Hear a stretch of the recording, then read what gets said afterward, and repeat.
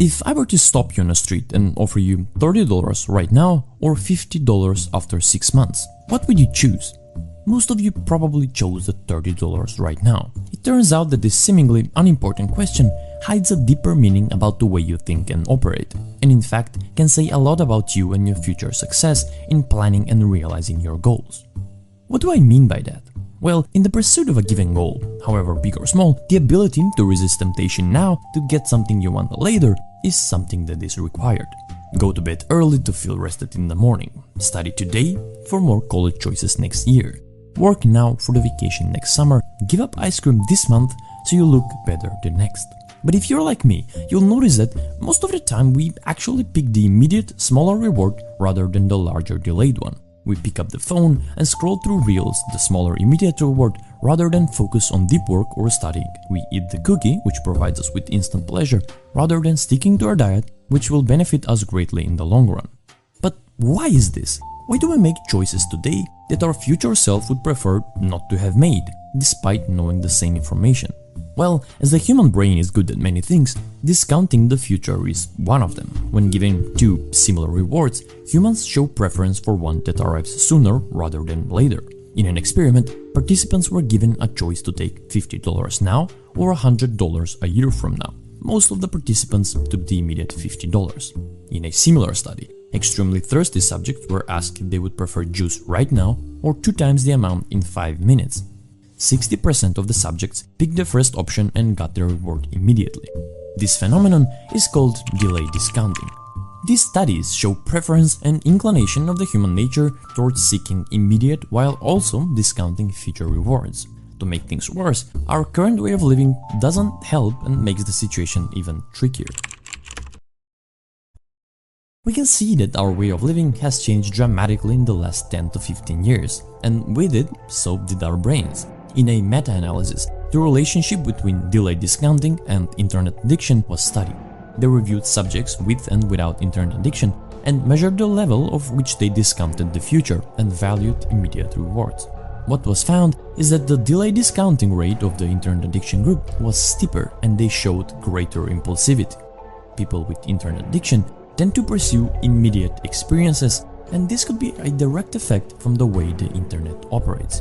We get instant click satisfaction 24/7. There are countless videos to watch and articles to read, without the need to wait or think ahead for future rewards. The internet unintentionally has amplified the rate at which we discount future rewards and seek immediate ones. It encourages us to non-planning impulsivity that prevents us from achieving potentially greater rewards available after a longer waiting time. If it was hard to stick to delayed rewards before, then the internet made things worse in some regard. But what will happen if, let's say, you possess the ability to stop discounting the future and really focus on bigger delayed rewards? Well, the opposite of delayed discounting was also discovered. People who delay their gratification tend to perform better in life. It was the famous marshmallow experiment. In the study, researchers gathered a bunch of preschoolers and offered them a marshmallow. Then the researchers had to unexpectedly leave the room for 15 minutes to take care of an important task. They told the kids if they didn't eat the marshmallow by the time they got back, they can have 2 of them. Some of the kids didn't resist the temptation, gave in and ate the marshmallow. Others used all of their willpower to try and resist the urge, and some covered their eyes and ears and devised their own games so they won't be tempted. What they found out is that the children who resisted and got their second marshmallow were better off when they got older. For example, those who delayed longer in preschool were rated as more likely to exhibit self-control in frustrating situations, less likely to yield to temptation, more intelligent and less destructible when trying to concentrate. And this confirms what we already somewhat knew. Most of the time, slightly bigger delayed rewards are worth more than smaller immediate ones. So, what can we do to actually achieve those delayed rewards while resisting the temptations of immediate ones?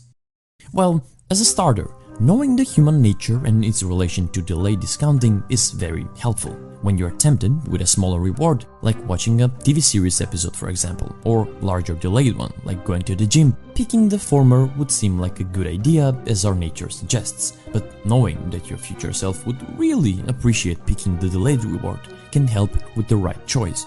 Practice viewing the rewards from a future standpoint instead of discounting the value just because they're not immediate. Second, be mindful of how you use the internet. The internet in and of itself is not a bad thing that we should avoid, because I think it does more good than harm. What we should do is exercise more self-control and lower our impulsivity while using it. It is no coincidence that the higher delayed discounting rates were found in the internet addiction, because of the instant nature of the internet itself. So if you catch yourself mindlessly watching videos that you didn't intentionally search to watch, or if you're checking your phone every few minutes or every time you're bored, then you might be training your brain for impulsivity. I would suggest you limit your usage of the internet for a period of time and use it more of a tool than a reward. And lastly, if we get back to the marshmallow experiment, some of the kids actually found an answer for the discounting problem on their own. They devised games, songs, some covered their eyes, they talked to themselves and did anything to get their minds off of the reward.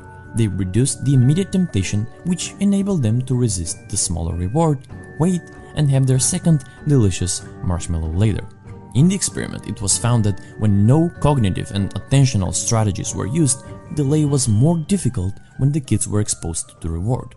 It is a good idea to design your environment where you can minimize the possibility of you discounting the future and going for the immediate reward.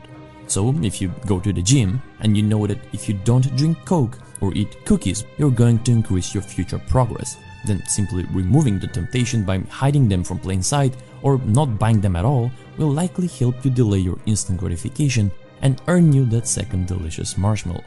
If you find yourself lacking the patience or ability to wait and receive larger rewards, if you find yourself impulsively picking immediate rewards that only benefit you in the short term and damage your long-term potential, these 3 tips will be a good starting point to help you achieve the things you want. And this last tip is also one of the best ways to develop new habits easily. Environment plays a huge role in deciding if we develop good or bad habits. So if any of you are interested in learning the science and actual ways to build habits for good, you can check this 16-minute video that will teach you everything you need to know from start to finish about habits. It's inspired from the book Atomic Habits and it is filled with important information. I really hope these videos help. Thanks for watching and I'll see you in the next one.